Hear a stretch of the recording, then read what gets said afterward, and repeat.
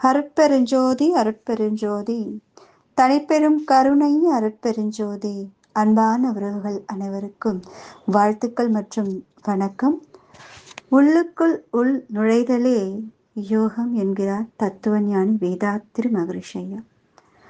முன் செய்த வல்வினையால் முந்தி வந்த விந்து துளி அடைத்து வைத்த தோல் பையுக்குள் அடங்கி போய் சூழ்கொள்ள வெள்ளை இரத்தம் சிவப்பாகி நாடி நரம்பு சதை பிடித்து அவனவளாய் இனம் பிரித்து பிண்டம் என உருவெடுத்து 2 மாதத்தில் அன்னையவள் உந்தி தள்ள நச்சுப் பையுடன் ஒட்டி பிறந்து அண்டமதில் அலைந்து திரிந்து அங்கும் இங்கும் கூத்தாடி பொய்யை மெய்யாய் தினமும் நாடி சொந்த பந்த காட்டுக்குள்ளே இன்ப துன்பம் கூடு கட்டி இன்னொரு சதைப்பிண்டம் தேடி சேர்த்து வைத்த விந்தை கொட்டி மீண்டும் மீண்டும் பிறப்பெடுத்து பிறவியதன் கட்டறுக்க இருக்கும் வழி காணாது அப்பப்பா போதும் அப்பா கண்டு கொள்வோம் மூலமதை உயிர் கொடுத்து உருட்டியவன் உலகமதை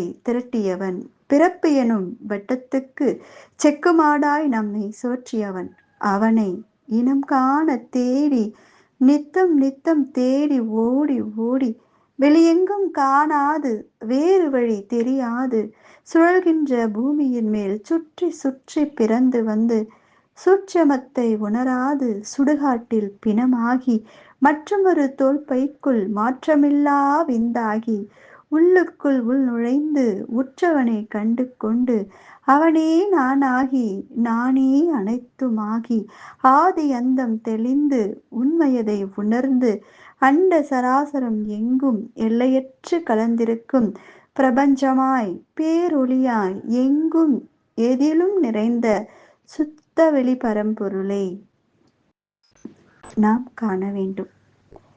அதாவது இறைவனை தேடி தேடி நாம ஓடிட்டே இருந்து அவரு கிடைக்காம வேறு வழி தெரியாம உள்ளுக்குள் நுழைந்து யோகம் என்ற வேதாத்திரி மகரிஷி ஐயா சொன்ன அந்த யோக கலையை நாம் பயின்று வரும்போது உற்றவனை கண்டு கொண்டு அவனே நானாகி நானே அனைத்துமாகி ஆதி அந்தம் தெளிந்து உண்மையதை உணர்ந்தலே யோகம் என்கிறார் நம் தத்துவ ஞானி வேதாத்திரி மகரிஷி ஐயா. அழகா இந்த கவியில சொல்லியிருக்காரு பாருங்க. பிறந்து பிறந்து நாம இழைச்சிருக்கோம் அப்படின்னு சொல்றார். எப்படி நம்ம அப்பா அம்மா உள்ள எப்படி அந்த விந்துவாக எப்படி நம்ம முந்தி உள்ள போயிட்டு எப்படி நம்ம அந்த தோல் பையில் அடங்கி வெள்ளை ரத்தம் சிவப்பாகி நாடி நரம்பு சதை எல்லாம் பிடித்து பிண்டமாக உருவெடுத்து 10 மாதத்தில் நாம் வெளியே அன்னை வயிற்றிலிருந்து வெளியே வந்து இந்த மாயையில சிக்கி இந்த உறவுகளை மாட்டி நாம் பிறந்து பிறந்து இறந்து கொண்டிருக்கின்றோம். நாம் மூலத்தை அடையாமலே இறந்து கொண்டிருக்கின்றோம். நாம் உள் திரும்பி நம்முள்ளே நாமை தேடும்போது நாமே இறைவனாக மாறுகிறோம். வெளியே எங்கே தேடினாலும் கிடைக்காது என்பதை எவ்வளவு அழகாக சொல்லியிருக்காரு பாருங்க. சிந்தனை செய்யுங்கள்மா. வாழ்க வளமுடன்.